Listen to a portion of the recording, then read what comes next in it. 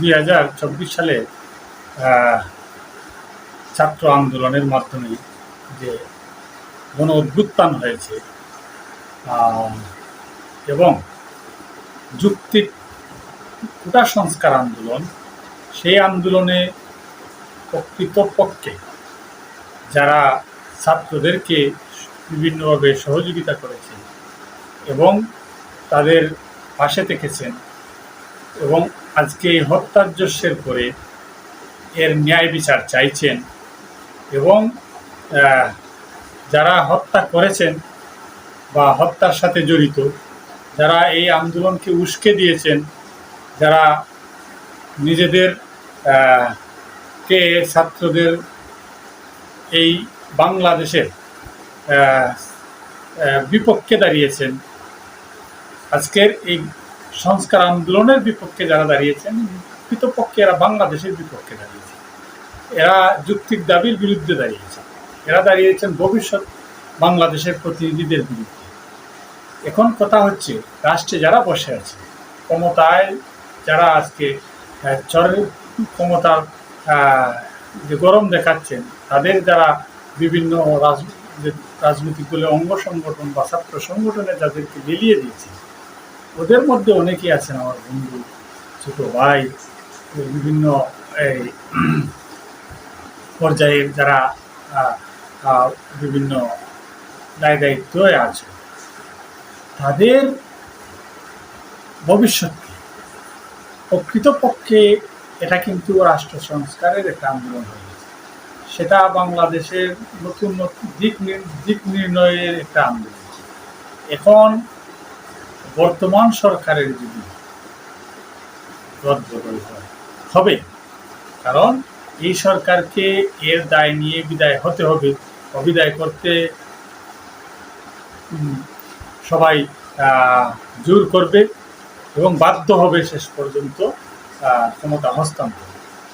এরপরে যে সরকার আসবে, সেটা হোক নিরপেক্ষ নির্দলীয় সরকার, সেটা হোক দলীয় সরকার, সেটা হোক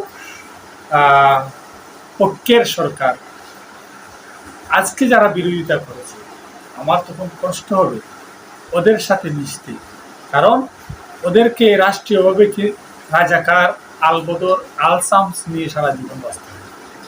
এই স্বাধীন বাংলাদেশে এদের জায়গা হবে অত্যন্ত ধিক্কৃত, অত্যন্ত নিন্দনীয়।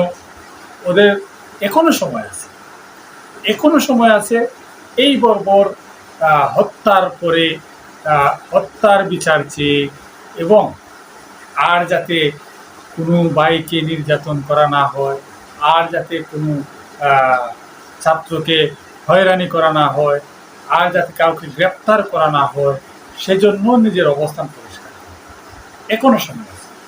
আর যদি এটা করতে ওনাদের বাদে, বা ওনারা যদি এই স্বৈর শাসককে সার্ভিস দিতে দিতে নিজেদেরকে সার্ভিসম্যান হিসাবে বা ওদের দালাল হিসাবে বলতে হয়, তো দালাল হিসাবে বা ওদের গুলাম হিসাবে নিজেকে যদি এই বর্বরতার পরেও ওদেরকে সার্ভিস দিতে হয়, তাহলে বলার কিছুই নেই।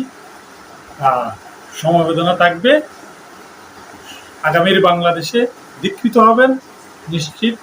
নিজেকে রাজাকার, আলবদর, আলসামস হিসেবে আজকে থেকেই ভাবতে শুরু করুন। যদি ভাবতে না চান, তাহলে নিজের অবস্থান পরিষ্কার করুন। বিরোধী এই ছাত্রদের হত্যার বিরোধী হয়ে আপনি কথা না বলে নীরব থাকুন। আপনি ছাত্রদের নীরবে সমর্থন করুন। আপনি স্থানীয়ভাবে যদি কোনো কারণে আপনার কোনো দুর্বলতা থাকে, আপনার যদি রাজনৈতিক কারণে কোনো দুর্বলতাই থাকে, তাইলে আপনি আপনার এরিয়া ভিত্তিক অন্তত পক্ষে নিজের অবস্থানটা পরিষ্কার করতে আপনি দ্বিধা করবেন। নতুবা আপনি আমার বন্ধু, আপনি আমার ভাই, আপনি আমার বড় ভাই অথবা ছোট ভাই, আমার আত্মীয়।